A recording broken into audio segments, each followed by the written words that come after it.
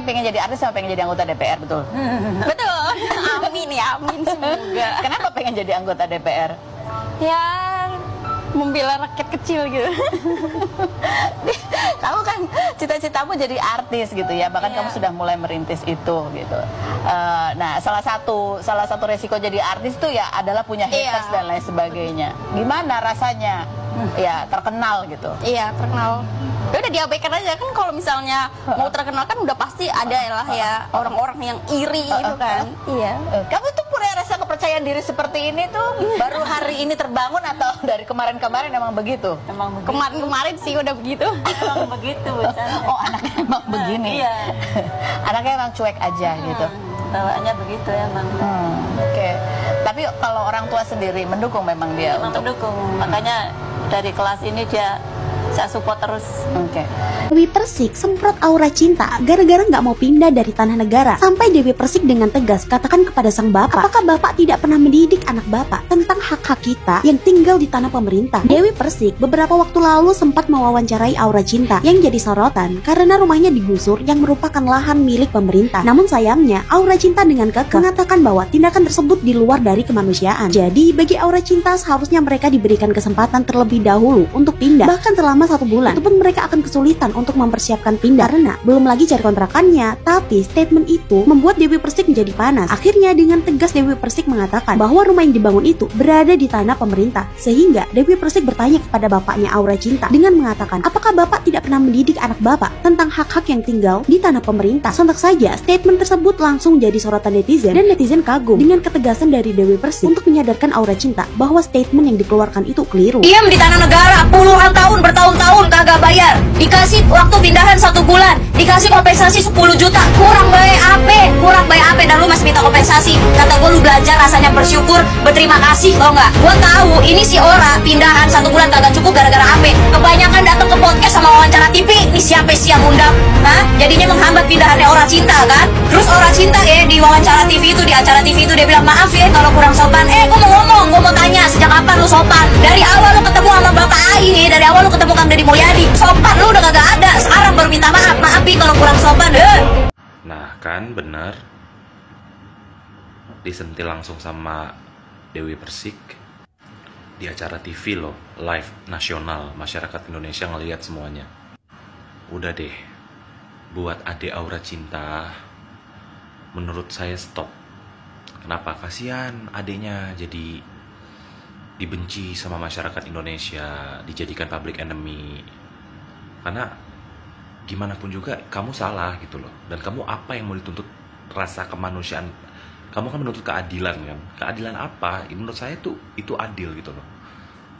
Dan sudah dicarikan solusi juga. Cuman kamu kayak masih kekeh menuntut sesuatu yang mungkin lebih ya. Ini menurut saya, asumsi saya. Lihat sendiri kan, langsung disentil sama Dewi Persik secara live di acara TV nasional, dimana semua masyarakat melihat. Apa kamu nggak malu? Udah mendingan minta maaf, akui kesalahan. Udah, that's it, itu aja. Nggak perlu kamu kasih komentar-komentar, klarifikasi yang lain-lain, anything atau apapun itu, nggak perlu. Kasihan kamunya dan kasihan orang tua kamu. Udah itu aja sih. Jujur banget, yang Aura mau sebenarnya apa-apa? Keadilan dan kemanusiaan. Jangan bicara orang tua dulu. Tahu? Ya penggusuran ini harus di masyarakatnya dirangkul dulu gitu. Kan masyarakatnya udah dirangkul sama Kang Deddy. Saya rasa Loh, itu kan mohon maaf ini ya, kurang sopan takutnya ya. Kan itu dirangkul setelah saya viral, setelah saya speak up tentang penggusuran. Sebelumnya nggak ada. Masyarakatnya diadakan musyawarah gitu lah untuk penggusuran ini, nggak tiba-tiba cuma dikasih SP. Terus kalau yang gitu. tadi itu kan udah bukan dikasih musyawarah. tahu 1 bulan, 1 bulan itu kan udah dikasih tahu saya. Iya kan 1 bulan itu kan belum terlalu jelas mau dibikin apa, terus berapa meter gitu. Apalagi cuma 1 bulan kan kita pindah itu nggak cukup loh buat ngangkutin barang, apalagi cari kontrakan ya. Cari Emangnya kamu kontrakan. kerja di pemerintahan, kamu udah tahu bahwa kamu kan tinggal di tempat tanah milik negara. Jadi udah tahu konsekuensinya. Apakah Bapak tidak mendidik anak Bapak untuk berbicara tentang bagaimana hak-haknya kita yang tinggal di tempat pemerintah yang bukan haknya kita ya, itu tanah kan bukan hak kita. Suatu saat kapanpun itu. Memang selama ini kita nggak menyampaikan masalah tanah, kita anggapkan itu masalah orang tua ya. Iya. Ya, jadi kita nggak pernah itu. Statement berbahaya keluar dari mulut seorang Kang Ono Surono. Pantaskah kalimat dan statement tersebut keluar dari mulut seorang pejabat? Salam APBN, ambil positif, buang negatif. Video gua kali ini akan agak panjang karena gua mau menyematkan video-video, tapi kalian harus nonton sampai habis. Biar kalian tahu video mana yang gua maksud nih, videonya yang ini. Misalnya jangan-jangan anak yang ikut di barak militer ini keluar berkumpul lagi membentuk geng. Ya kan? Waduh, kan bisa. Jangan ditakut-takutin Kang Ono, jangan ditakut-takutin Kang.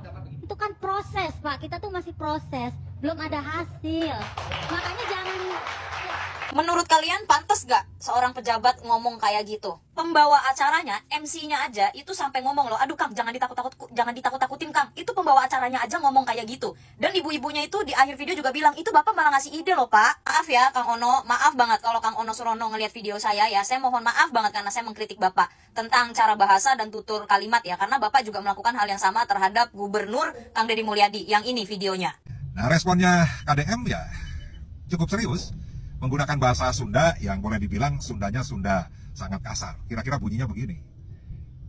Ngambek ka aing Aisyah, kunaon teu ngambek ka bupati? Ngambek ka aing Aisyah, itu bahasa Sunda emang Sunda kasar Kang Ono ya. Tapi kok kayak gitu Bapak apa ya, kayaknya baper banget gitu, cuman dibahasain Aisyah gitu, kayak langsung kayak kasar banget gitu kesannya. Sedangkan Kang Ono sendiri, Kang Ono itu berpikiran negatif, berpikiran jelek terhadap program yang diperuntukkan untuk rakyat, yang untuk mendidik, yang harusnya program tersebut itu dapat dinilai baik, tapi Kang Ono lebih memilih untuk berpikiran negatif terhadap hal itu. Mungkin Kang Deddy Mulyadi itu terkesan kasar karena menggunakan bahasa Sunda kasar. Tapi Kang Ono ya memberikan statement di awal video yang tadi itu juga kasar, saking aja Kang Ono menggunakan bahasa Indonesia. Bener kata ibu-ibu tadi di akhir video, itu Bapak, itu Kang Ono malah memberikan ide loh. Omongan Kang Ono Surono tadi di video awal itu ya, itu Bapak itu sangat jelas sekali memperlihatkan bahwa Kang Ono Surono ini tidak pro atau berpihak kepada kita, rakyat. Saya sadar Pak, sebagai politikus, sebagai dewan, sebagai saya pun sebagai konten kreator, itu pasti ada pro dan kontra. Tidak semua konten saya disukai oleh netizen, tidak semua konten saya disenangi, tidak semua konten saya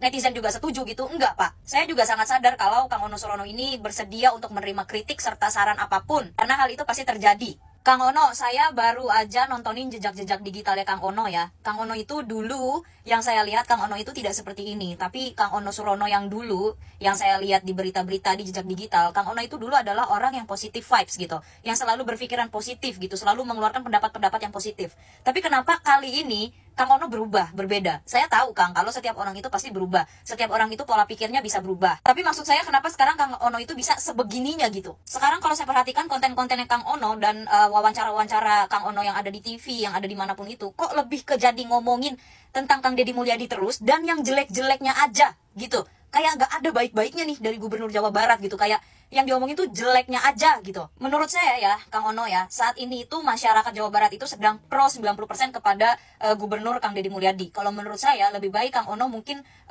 stop dulu untuk bertingkah seperti itu. Stop untuk membrainwash kita masyarakat Jawa Barat terhadap kebijakan-kebijakannya Kang Deddy Mulyadi gitu. Saya takutnya ya semakin Kang Ono itu menyindir atau mengkritik kebijakannya Kang Deddy Mulyadi, lama-lama respect atau rasa hormat rakyat masyarakat Jawa Barat terhadap Kang Ono Surono dan terhadap partai Bapak itu jadinya menurun, bahkan hilang Pak. Yang dimana kita semua ini tahu, satu Indonesia ini tahu bahwa partai Bapak itu termasuk partai 3 teratas di negara Indonesia ini Pak. Jadi menurut saya jangan sampai hal-hal ini membuat masyarakat jadi underestimate atau membuat masyarakat jadi unrespect terhadap partai Bapak. Bukan saya melarang Bapak untuk bersuara, bukan Pak, bukan, sama sekali saya tidak bermaksud seperti itu. Saya juga tidak bermaksud untuk menggurui Bapak atau bermaksud untuk melangkahi Bapak serta partai Bapak.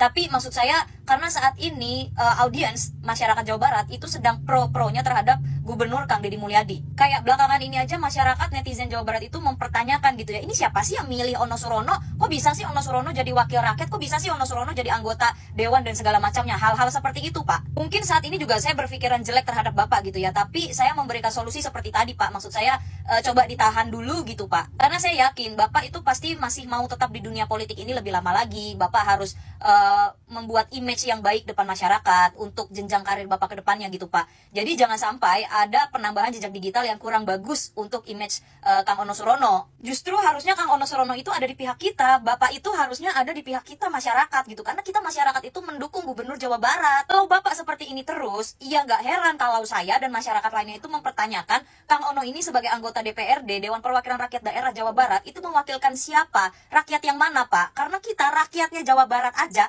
setuju dengan gubernurnya, Pak. Kita rakyatnya udah setuju. Tapi kenapa Kang Ono dan yang lainnya itu justru tidak setuju? Coba, Pak.